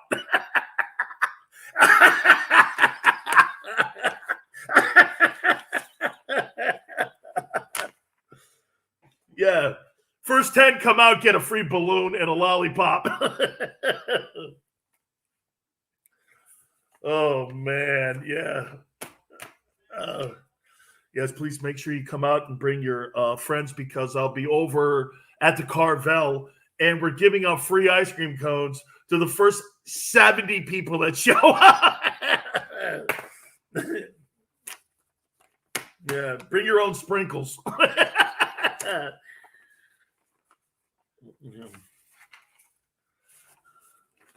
Oh, no, here's the new one because it's the holidays. Here's your local radio guy. Wedges, here's the local radio guy. Yes, hey, don't forget, I'll be over at the Hungry Helper downtown in San Diego. and I know it's Christmas week, but if you could maybe, as you're out, traveling around with your family, just travel down to the Hungry Helper there. And they've got 6 burgers that you're not going to believe. Just please come down. And when you show up to the place, there's one dude on a bench, and you've got to get 50 people signed up. And you're standing out front going, will you sign this for me, man? Oh, my God, I've done it. I've been there. Hey, you'll see me with the Hungry Helper with the giant balloon and with the giant Mr. Purple. He'll be out front there with the big blow-up doll out front. Big Sills will be standing right next to him. Yeah, come on down. Bring the whole family, man. What the hell? Who cares, right? I'll buy you a drink. Who gives a don't worry. We'll see what kind of. Yeah. Oh no, I did that one too. I did a dunk tank one time, and so a bunch of people. Thank God it was in Florida though. So it was in Florida, and I got a bunch of people to come out there. But you know what it really turned out to be? It was like Hater Dan Day. And so, like, everybody who called my show up and I talked trash to was out there. Jelio, watch this. This is Steve in Sarasota. You remember me? And I'm like, oh, yeah, of course. Because now they're in front of me. I don't want any craziness going on. Remember what you told me? You told me to kiss your ass. I'm sitting in a dunk tank. I'm going, great. So this guy buys like 100 balls, and I'm going down. And this guy, I pitched for the minor league Fort Myers Witches, and he's telling me he's just knocking. I get another guy coming up. He goes, hey, man, so I'm sitting there. This was at the dunk tank. Yeah, man, I played at Stetson. I'm sorry? He goes, Stetson University. I'm like this. I had not heard of it. He goes, what are you talking about? It's over near St. Pete. I went, yeah, I know a lot of things over in St. Pete. 3 strip clubs and a Hooters. I went like this. I go, I don't know what do you mean? He goes, Stetson University. So I found out it was really like a smart school. And so I'm going like, oh, wow. He goes, yeah, I played offensive tackle. But I got hurt, my junior year. I'm like, of course you did. I don't really. And I'm sitting and I'm trying to appease the guy. And he's like, well, what do I do here? I said, well, you take these baseballs and you try to dunk me here. He goes, what's the thrill of that? I'm like, well, do you want me to entertain you? What do you like me to do? I didn't know. Those promotions, I hated every one of them, man. There were very few that I really dug. That one, those dunk tank things, or hey, don't forget you can try to outdrive me on the 5th green. Oh man, those golf course things. I'm out there all day. Oh, I did that. Get this, dude. That's not. Yeah, and they tried to get me to do this. They tried to get me to stay out there until the Bucks won, and I went like this. I don't think so because remember, I'll do that for baseball, maybe, but for football, that means you got to wait 6 days if they lose.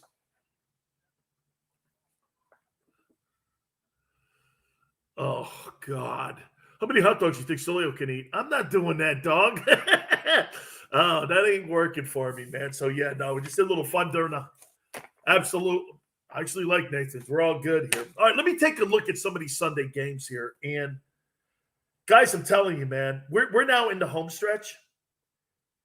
And I'm going to go all the way back to the Thursday game where the Cowboys ended up taking out the Saints. And I want to really kind of put everything in perspective here and give you kind of like a top 5. Because as we're going into the final stretch run of the season here, I got to tell you, I'm still doing this. Who are the best teams in the league? I don't really have a handle on it. I think I have 2 teams. Cowboys took care of business against a sorry-ass Saints team. We saw that game. Cowboys now have run their record to 8-4 on the season. They're good, but watch this. Do I think the Dallas Cowboys are a Super Bowl contending team? I did.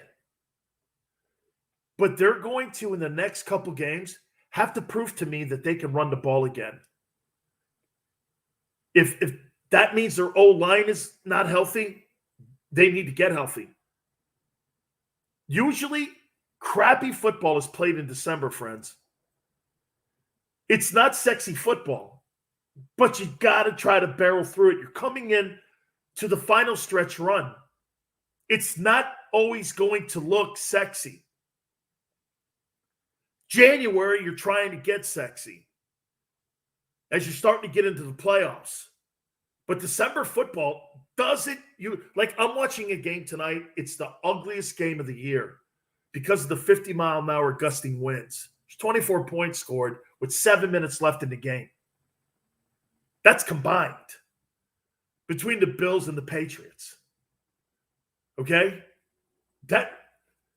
Who cares? Win the game. Win the game. You don't have to do what you do. See, that's the one thing that I do hate about the college. If anyone ever listens to me, you know how much I love college football, right? What do you think my biggest problem is with college football? It's funny. Chris kind of broached it with me before we even went on the air tonight. You know what that is? Watch this. Miss Michigan, tell us about yourself. Tell us about how you want to be Miss America. Well, I've got a great defensive line. I've got a really good offense. My running back, Haskins, is one of the best in the country. My coach is flamboyant, but he's really good. And I've got a great fan base. And everyone loves me in Michigan. Oh, well, that's great, Mrs. Michigan. Tell me, Mrs. Ohio, what is it like to go to the University of Cincinnati? Well, we're not really known. And we're one of those people that, you know what? We work hard for things. We're blue collar. And I give my all. And I just love going and being a Bearcat. It's a beauty contest. I don't care about any of that stuff. I want you to prove it to me on the field. See, the best 4 teams in the country, they kind of prove it, but not really, right? I like single elimination tournaments. That's how you find out. Can you imagine picking the 4 best boxers in the world out, not having a tournament and just going, those are the 4 best right there, and I'm going to put them in a tournament. And they didn't fight it out. That's not a real contest. There's too much politics involved in it. See, in the NFL, you got to play yourself into a Super Bowl. And isn't it great? Nobody cares what the record is. Nobody's going to care what the record is, whoever wins the Super Bowl. Buccaneers take care of business against the Falcons. Kind of a shaky start. It was 13-7 in the first. Brady was awesome, 368, 4 touchdowns. He's on pace for another MVP season. He is really amazing. How about Chris Godwin, how well he played, 143 yards receiving. Gronk was special in that game, as he always is. Who would have thought this at the beginning? And this goes out to our great friends in Phoenix and our friends with the Hooters there. How about this? The Cardinals are 10-2 on the season. They beat a sorry-ass Bears team 33-22. Andy Dalton is playing now for the Bears, and Justin Fields, he's banged up, and obviously because of the horrible offensive line. But I got to tell you something, man. Make no mistake about it. That kid who's the coach, Cliff Kingsbury of the Cardinals, he's going to win Coach of the Year. They're 10-2. And this guy sucked at Texas Tech. He was fired. Can you tell me this? Can you name me a coach who was awful in the college ranks, turned out to be an NFL Coach of the Year? Can you name one? This guy doesn't even have a 500 record as a coach in college football. He's 10-2. He's 10-2. They beat the Bears 33-22. Absolutely amazing. That was asked earlier, a question about Justin Herbert. You know what? I love Tom Telesco, the general manager of the Chargers. They're now 7-5 on the season. They're keeping their season alive. He's special. That kid reminds me of Dan Marino. He doesn't care if there's 5 guys covering a wideout. He doesn't care if there's 2 guys. He's going to throw that football right in there. He's a great and special player. 3 touchdowns in the game. Man, I really like him. Vikings. Wait a minute. It must have been a really good weekend for my boy, Chris. Lions get a win. Kirk Cousins threw for 340 yards in the game, but I was really happy for Dan Campbell. 110-1 on the season. And what I really loved about that game as well, after the win, 29-27, Dan Campbell named all the victims in that Michigan shooting. I thought it was pretty cool because he wants that football team to represent the community, hardworking folks in Detroit. He wants everyone to be proud of that team. And I find it almost unbelievable that a Mike Zimmer team has played so poorly this year. I can't believe it.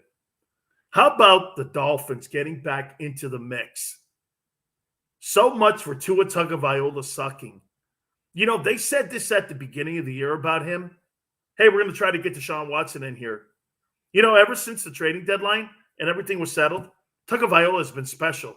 30 of 41, 244, 2 touchdowns. He's won a boatload of games. And they're 1 game away from being at 500.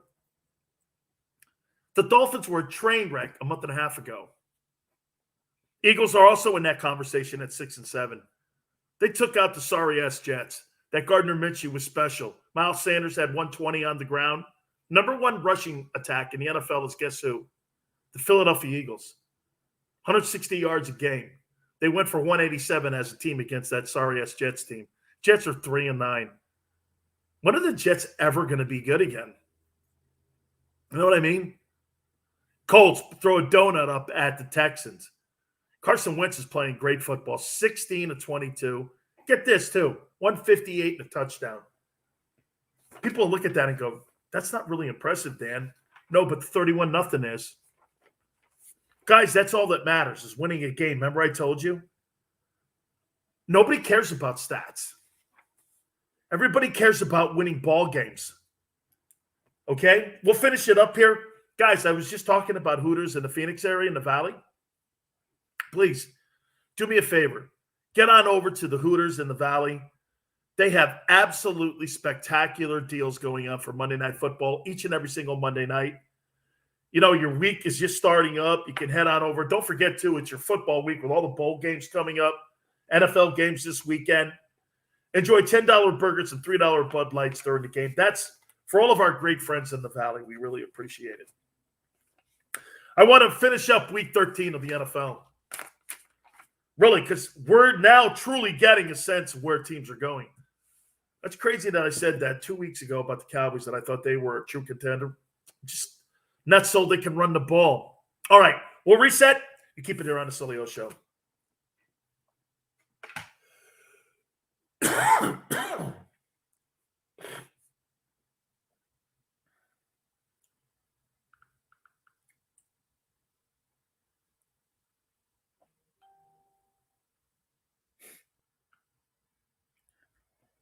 I've done a billion of those.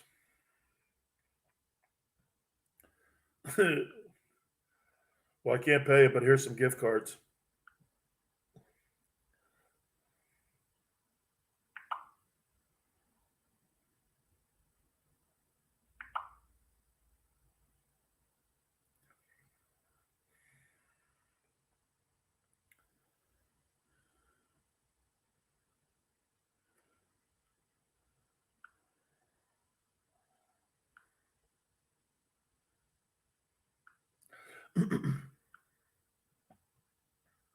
Why? Well, it's got to be over money then.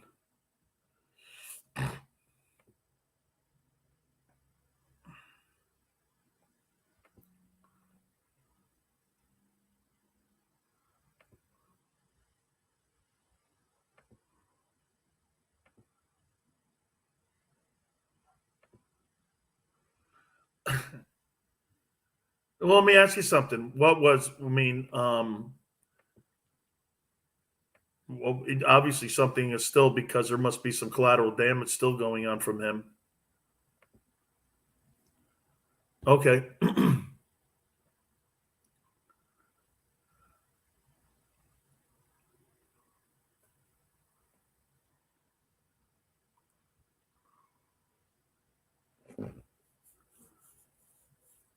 Oh, that's terrible.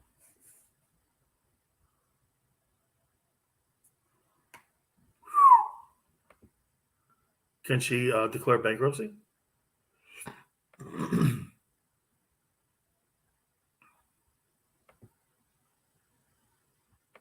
Is she out? Did she?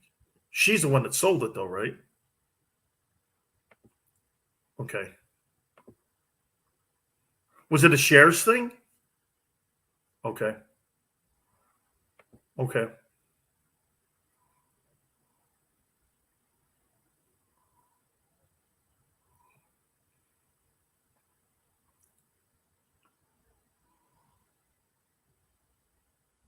Your final? Oh, okay.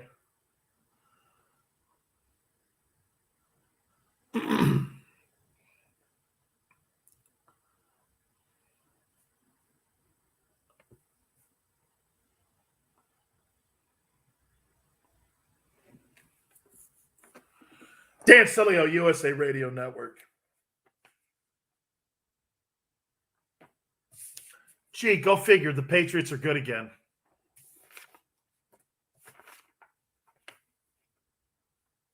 Real quick, let me ask my guy Chris O a question before I finish up here with the league.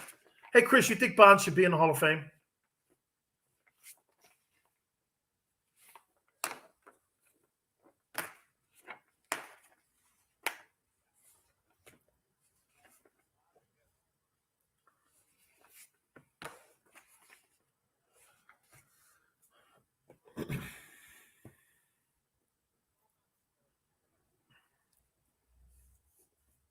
Agreed.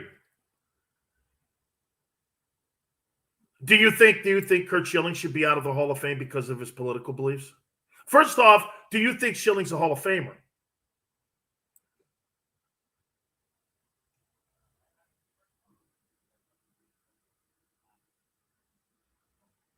Okay.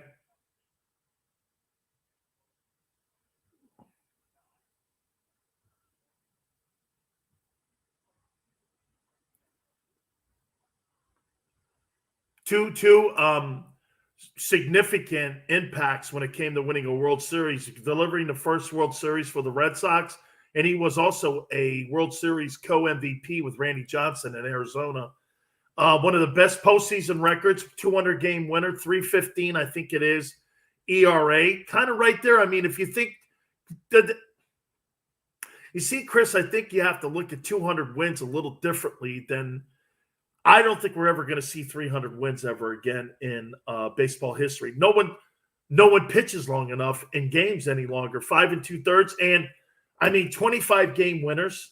I think that's a thing of the past.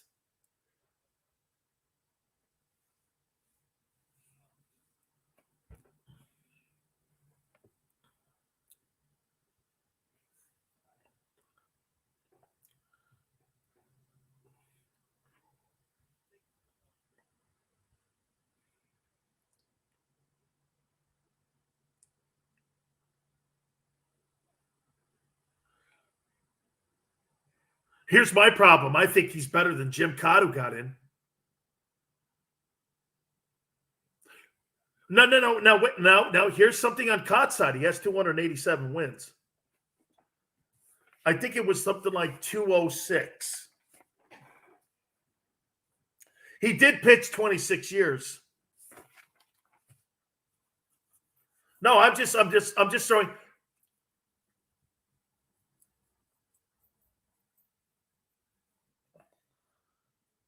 Because he's being left out because of his politics. Clear and simple.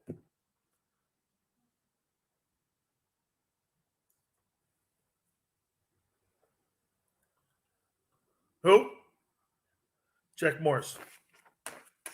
Yeah, I know. Yep.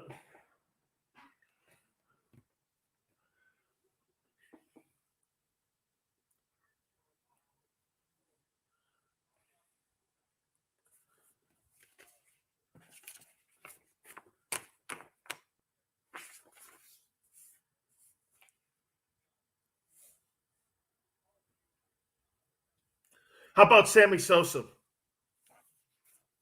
4, he's the only player in baseball history to have, I think, 4 seasons of 60 home runs. He's got over 600 home runs.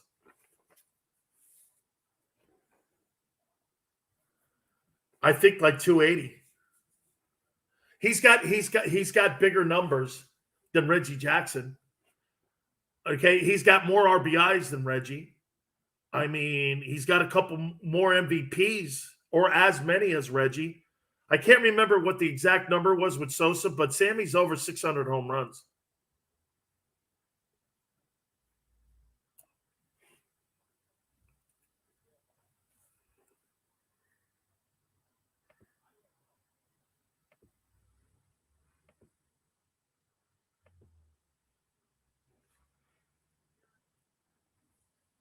I think he's 399, Chris, in home runs, like Dale Murphy. 399, but he's a 2-time MVP. You know, him and Maris are the only 2-time MVPs not in the Hall.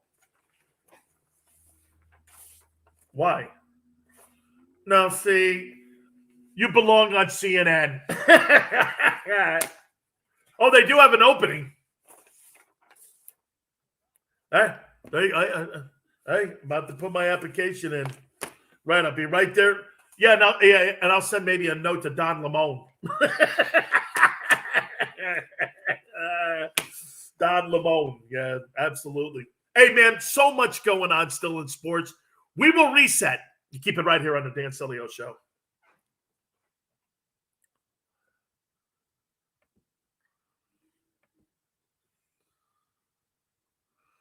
Yeah, I don't either, man. Hey, brother, I love you, man. I'll talk to you tomorrow. Have a good one, bud. I will. Bye-bye.